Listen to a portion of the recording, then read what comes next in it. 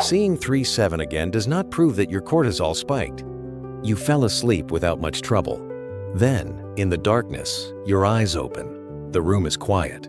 You reach for the clock. 3-7. Again. Online, the explanations arrive quickly. Falling blood sugar, a cortisol surge, even a special hour when the liver is supposedly working. But the clock can only tell you when you notice being awake, not what woke you. The more useful clues lie in 3 places: what happened before you woke, what you noticed at that moment, and what happened afterward. That sequence, not the timestamp, is what we are going to decode. A precise time can feel meaningful, especially when it repeats. You may start searching for one hidden process that switches on at 3 a.m. every night. But repetition is not diagnosis. Different events can lead to the same number on the clock. To understand why, we need to see how sleep changes across the night. To understand why a similar window can reappear, it helps to know what sleep is doing beneath the surface. Sleep is not one continuous, unchanging state. Across a typical night, the brain moves repeatedly through non-REM and REM sleep. One cycle usually begins again every 80 to 100 minutes, and brief awakenings can happen between cycles.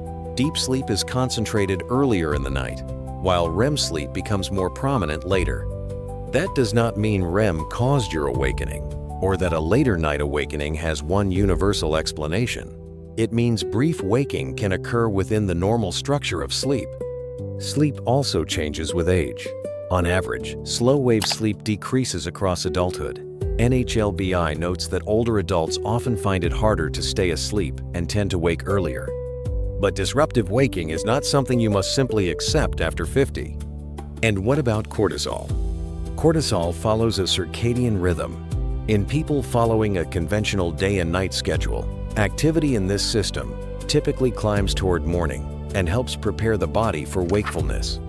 That rise may be happening near an awakening without being what caused it. A timestamp cannot show whether your cortisol level is abnormal. Repetition can make the hour feel significant. It does not turn the clock into a medical test. Now rewind from 3-7 to the beginning of the night. What time did you go to bed, and how much sleep had you already had? An early bedtime, a long or late nap, travel, shift work, or an irregular schedule can all move your sleep window. Waking after much of your expected sleep is not the same as waking while you still need rest and being unable to return to sleep. Early waking alone is not enough to label either experience insomnia. Then look at the evening around it. Alcohol can make falling asleep feel easier, yet contribute to broken sleep later. Caffeine, nicotine, late meals, late fluids, and some medicine schedules may also shape the night. The goal is not blame. It is to notice whether the same context keeps appearing. Never change a medicine on your own. Speak with your clinician or pharmacist. Grief, caregiving strain, low mood, or sustained worry can travel into the night. None can be inferred from 3-7, but they may provide relevant context. Sometimes the first clue is not when you woke, it is how the night began. Next, return to the first few seconds after your eyes opened. Before you searched for a medical explanation, what was actually present? Perhaps a partner moved or snored, a pet jumped down, traffic passed, a notification lit the room, the temperature changed. Or perhaps you noticed heat, discomfort, reflux, coughing, urinary urgency, leg sensations, or breathlessness. These details are not answers by themselves. They are pieces of context. Take the bathroom trip. Urgency may wake someone. On another night, a sound or sleep transition may come first, and the urge becomes noticeable afterward. Nighttime urination has several possible contributors, so one trip cannot reveal the sequence. The same caution applies to other sensations. Feeling hot does not by itself identify menopause. Reflux does not explain every cough, and waking breathless does not allow a viewer to diagnose sleep apnea. But repeated loud snoring, breathing that stops and starts, gasping, and marked daytime sleepiness are patterns worth discussing with a healthcare professional. The aim is to notice what repeatedly accompanies the awakening and whether it changes how you feel or function the next day. What you noticed may help explain why awareness began, it still may not explain why you remained awake. This is where the night often changes. You check the clock, then check again. You calculate what remains and imagine tomorrow's meeting, the drive to work, or the energy you will not have. The original awakening may have been brief, but uncertainty can create urgency. Urgency can invite worry, and worry can make the mind more alert. Soon, sleep becomes a task. You adjust the pillow and ask why you are still awake.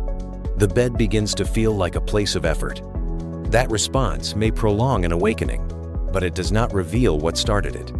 Feeling alert is not proof of high cortisol. It may follow clock checking, frustration, or concern about tomorrow.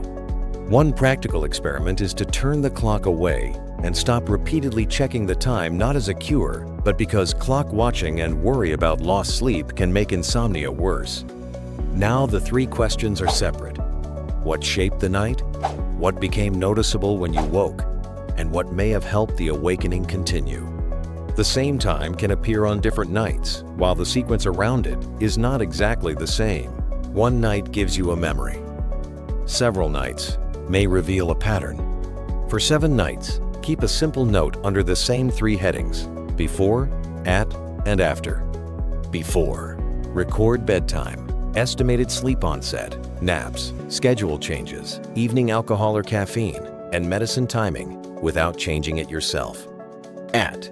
Note the approximate wake time and what appeared first: a room disturbance, heat, discomfort, urinary urgency, breathing difficulty, leg sensations, or mental alertness. After. Estimate your return to sleep time, final wake time, total sleep, and how the next day felt. Estimates need not be perfect. The goal is to spot a repeating sequence and support a clinical conversation. NHLBI suggests a sleep diary for 1 to 2 weeks before a medical visit. 7 nights is a starting point. The log cannot diagnose abnormal cortisol, low blood sugar, insomnia, sleep apnea, nocturia, or another condition. Arrange an evaluation if the pattern persists, worsens, or affects energy, concentration, mood, safety, work, or quality of life. Speak with a healthcare professional sooner when awakenings repeatedly include loud snoring, breathing pauses, choking or gasping, or marked daytime sleepiness. New or frequent nighttime urination also deserves discussion. If heat, reflux, pain, coughing, leg sensations, unusual thirst, or a medication change repeatedly accompanies the problem, mention that pattern rather than trying to identify the cause yourself. You do not need to wait 3 months if the problem is severe, worsening, or affecting safety. Unexpected or severe difficulty breathing can be an emergency, especially with confusion or blue lips, so call your local emergency number. And if you feel too sleepy to drive safely, do not drive. If chronic insomnia is part of the picture, evidence-based care exists. The American College of Physicians recommends cognitive behavioral therapy for insomnia, or CBTI, as the initial treatment for adults with chronic insomnia.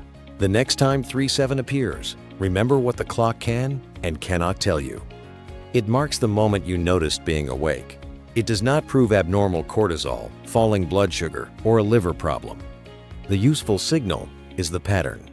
What shaped the night? What was present when you woke? What happened afterward? Whether it repeats? And how it affects the next day. So, when you think about your own awakenings, which part of the sequence have you been overlooking? Before, at, or after? If calm, evidence-based explanations like this help you understand your body's signals without jumping to conclusions, you're welcome to subscribe to Body Decode. And if cortisol is the word that brought you here, watch our next episode. It explains what this hormone actually does and why ordinary symptoms alone cannot tell you that it is too high